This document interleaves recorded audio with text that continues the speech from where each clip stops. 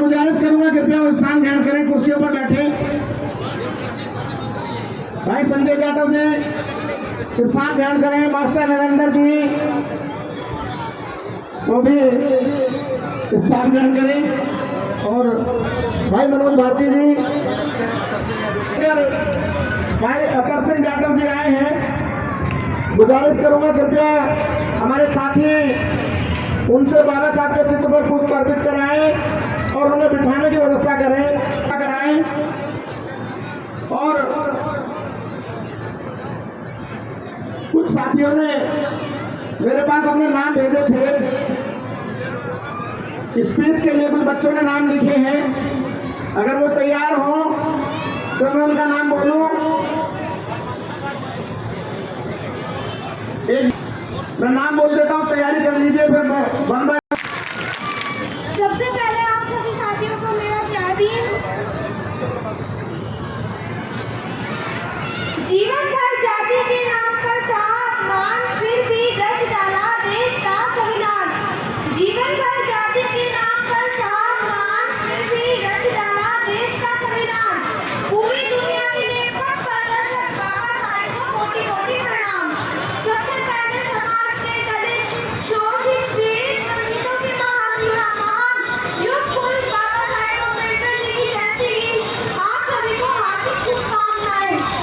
मंच पर आसीन मान्यता अधीन पदाधिकारी एवं बाबा साहेब के प्रति आस्था रखने वाले उपस्थित युवक युवाओं और देश के नागरिकों का मैं हार्दिक अभिनंदन करती हूँ।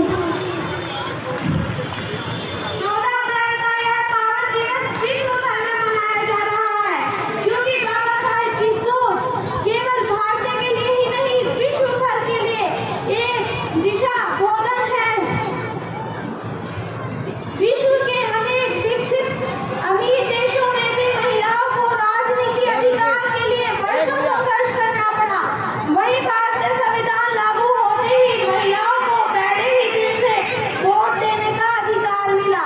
यह सब बाबा साहेब की देन है, जिसे विश्व मंच पर सम्मान मिला,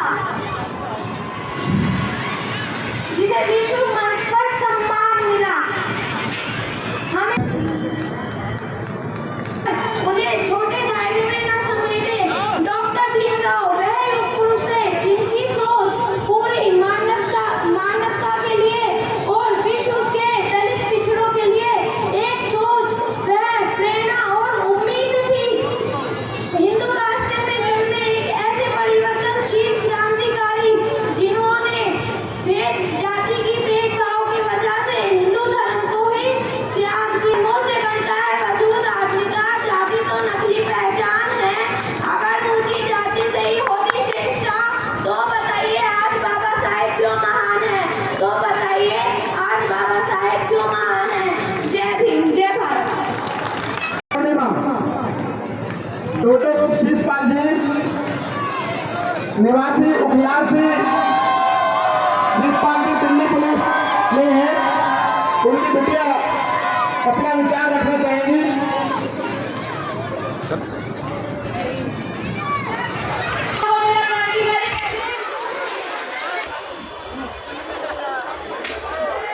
ये बाबा साहब का पारा के आज सुंदर भव्य कार्यक्रम चल रहा है। अभी जो छोटी सी बिटिया भूमिका अपने विचार रख करके गई थी कि विनोद प्रधान जी की भतीजी है, इनको हमारे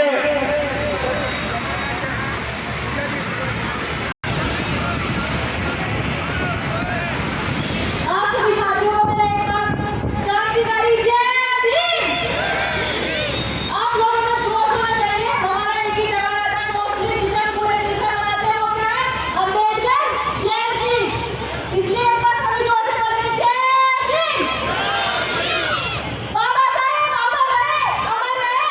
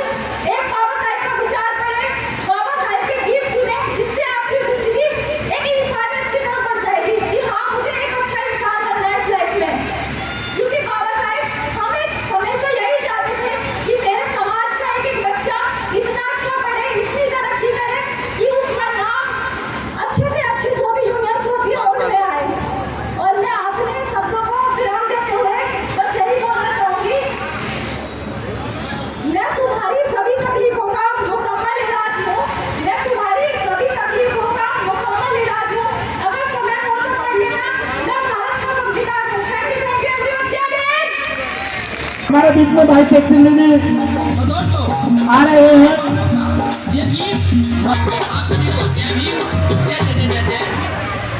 हमारे बीच में शेख सिंह जी मंच पर आने वाले हैं।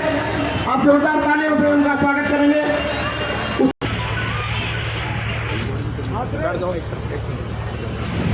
Hello hello hello. Good morning बोलते हैं तो सुबह की पहचान होती है, गुड इवनिंग बोलते हैं तो शाम की पहचान होती है, सुबह अल्लाह बोलते हैं तो अल्लाह की पहचान होती है, राम राम बोलते हैं तो शायद किसी के भगवान की पहचान होती है, लेकिन जय भीम बोलते हैं तो इंसान को इंसान की पहचान होती है। जो दे दिया बाबा ने भगवान कभी दे नहीं सकता, जो दे दिया बाबा ने भगवान कभी दे नहीं सकता। जय भीम, नमो बुद्धाय। मैं बाबा साहब और गौतम बुद्ध के चरणों पे कोटि कोटि नमन करती हूँ। काशी राम जी ने एक बार एक कहानी सुनाई थी। मंदिर बन रहा था और वहाँ पे कुछ ईंटें कम पड़ गई थी, तो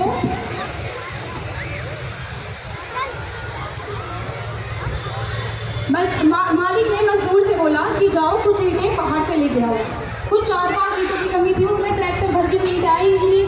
तो वो मजदूर बाहर गया, उसने देखा तो वो फिर बाहर आके बोला कि भाई अंदर तो कोई बाहर मुझे ईंटें मिली नहीं।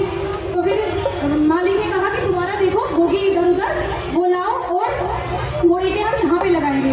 मजदूर फिर बाहर गया, मजदूर ने देखा कि हाँ भाई ईंटें तो है, लेकिन ना उस पर ईंटें रखी हुई है और उसमें बच्चे बैठ के पोटी कर रहे हैं।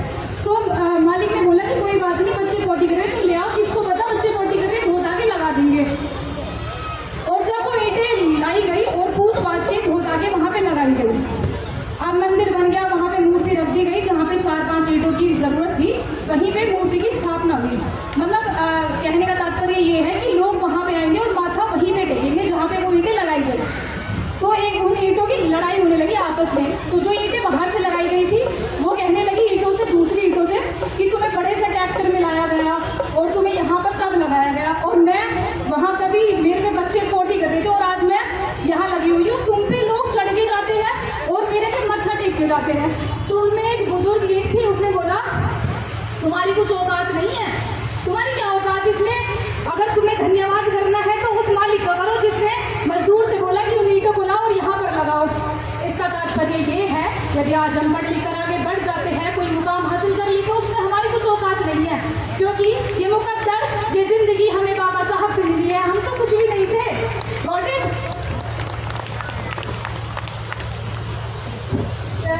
आप सभी को पता होगा रक्षाबंधन मनाते भी होंगे शायद। तो रक्षाबंधन पे बहन अपने भाई को राखी बांधती है और उससे चाहती है कि वो उसके जीवन पर रक्षा करे, और भाई कभी कभी गिफ्ट भी दे देते हैं और बहनें बड़ी खुश।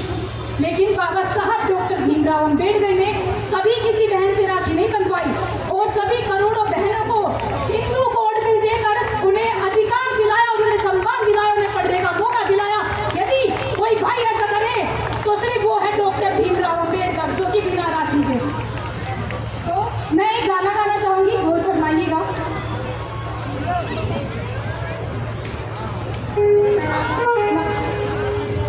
नारी बचाई नरक से अरमान थे अंबेडकर, शोषितों के वास्ते वरदान थे अंबेडकर, सच पूछिए तो नारियों के भगवान थे अंबेडकर।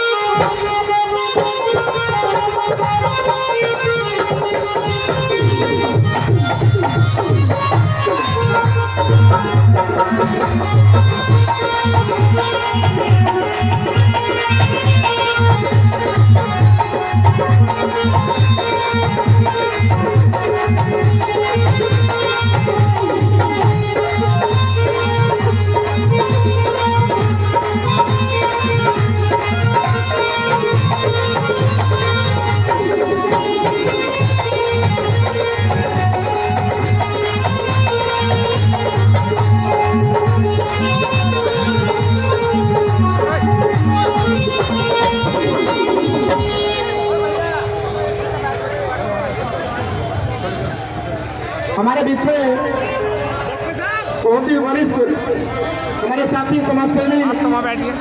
भाई संजीव त्यागी जी हमारे बीच में आए हैं। इस मंच के माध्यम से मैं उनका हार्दिक स्वागत और सम्मान करता हूँ। उन सबसे गुजारिश है कृपया वो अतिथियों को बिठाएं, उनका सम्मान करें, तभी हमारे इस कार्यक्रम की अच्छी सार्थकता होगी। माननीय मंत्री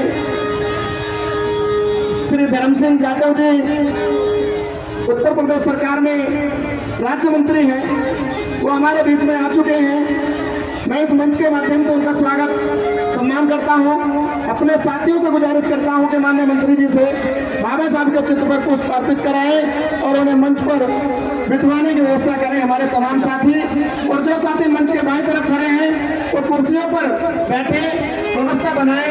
हमारे बीच में हमारे बहुत ही जाने माने कॉमेडियन शेख सिल्ली जी, जिनका आप बहुत लंबे समय से इंतजार कर रहे थे, हमारे बीच में आ चुके हैं। मैं माइक उनको देना चाहूंगा।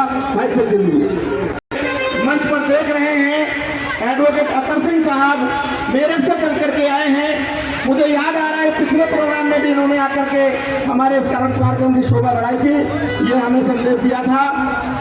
और अभी हमारी बिटिया का एक छोटा सा गीत आप सुनेंगे।